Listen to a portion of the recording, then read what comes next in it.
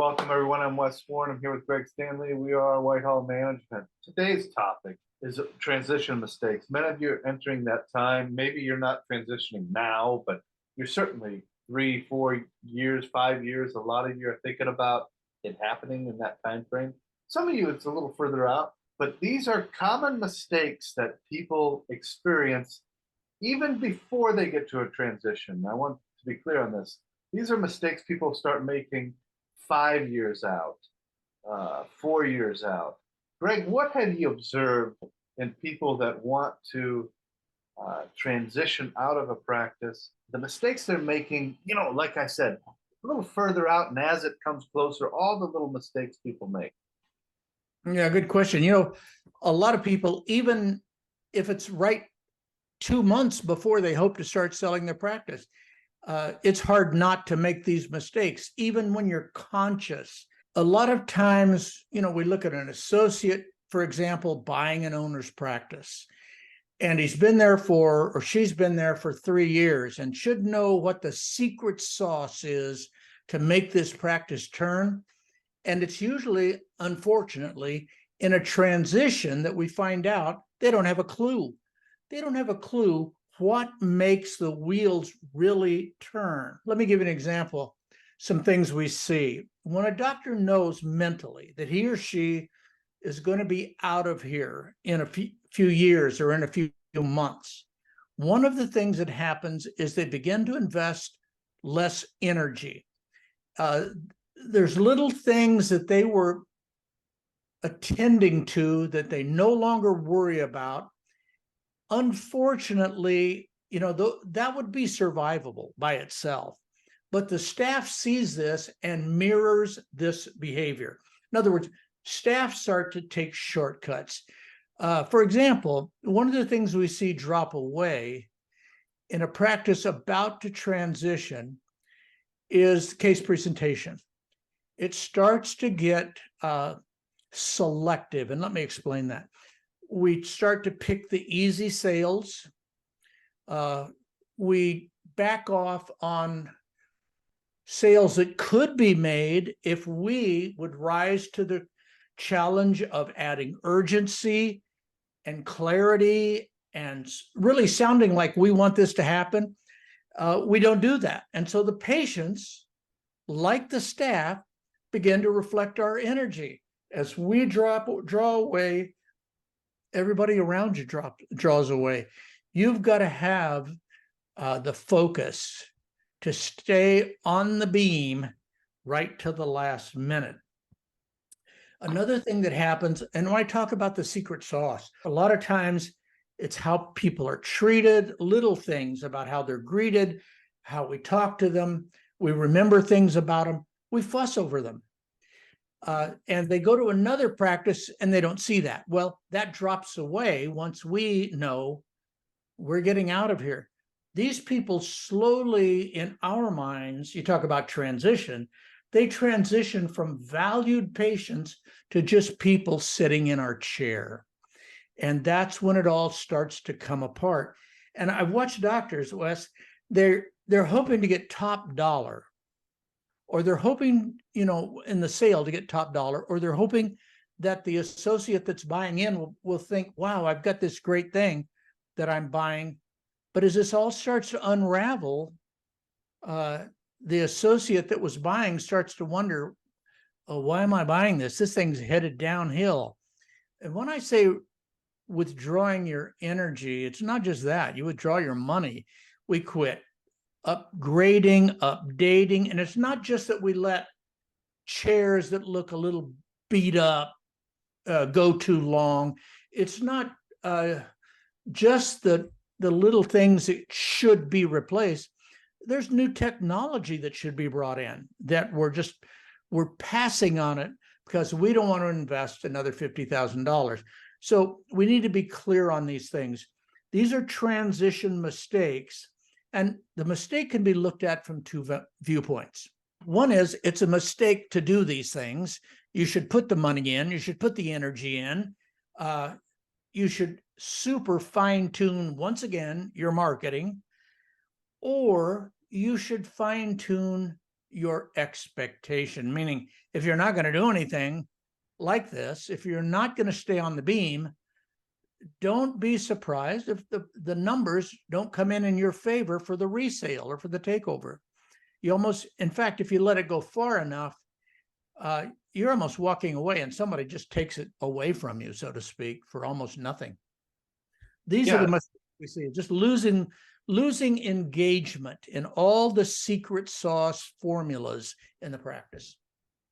I would say one of the big things that I see is the pullback in marketing budget. You know, that's the first thing you can trim, and you can ride with no marketing budget.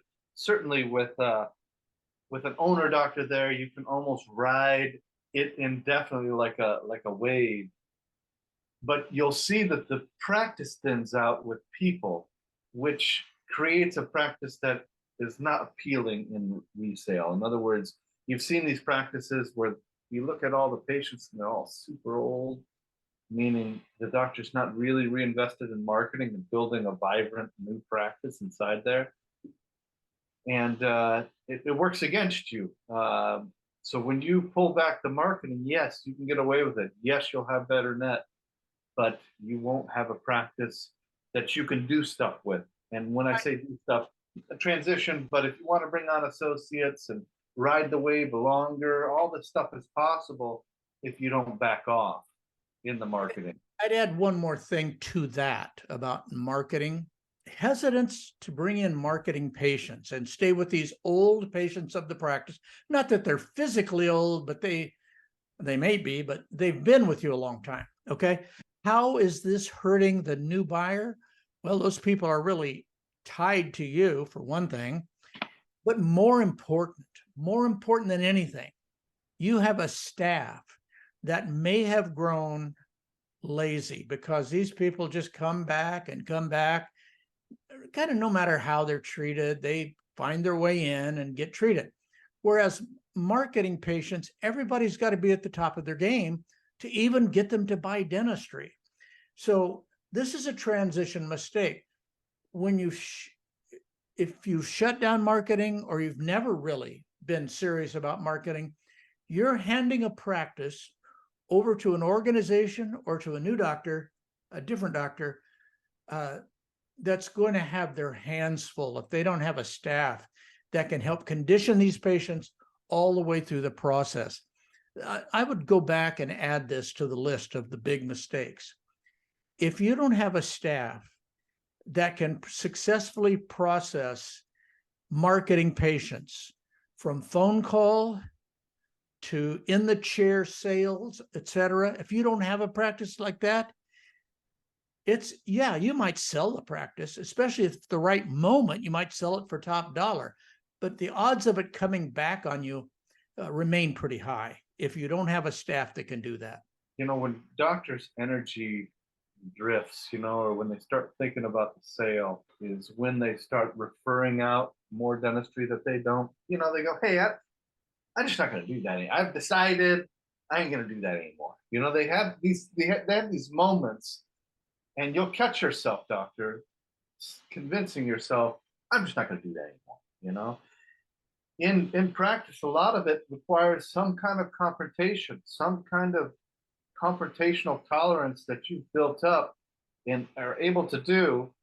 And just like referring out dentistry you don't like, you'll start passing on confrontation with employees and with patients, giving them the bad news. You'll start rounding it off and it'll all start to disappear as soon as that moment happens in your mind and you start referring stuff out because, hey, I just don't like it. That's the kind of moment, the watershed moment of you actually taking the foot off the gas of the practice. That's actually, in some cases, the most profitable work that you start giving away because you don't want to do it. Absolutely. Now, somebody might hear this and say, well, don't I have the right to see my energy bleed off, to see my financial investment in this thing slow down, see my energy and training staff up to the level of marketing? Don't I have that right? Yes, you do, but your expectation has to be accordingly. you're just not going to get the top dollar that you're hearing about people selling their practice at. These DSOs come in and pay big money. It's because the practice is up to speed. And you won't sell it very quickly. You know, that's the other side of it. But there is ways around this. You know, we obviously this is what we do at Whitehall, is kind of build a practice that you're optional. We get team members fully invested. We've got leadership structures, bonuses for them, so they're the driving force of the practice.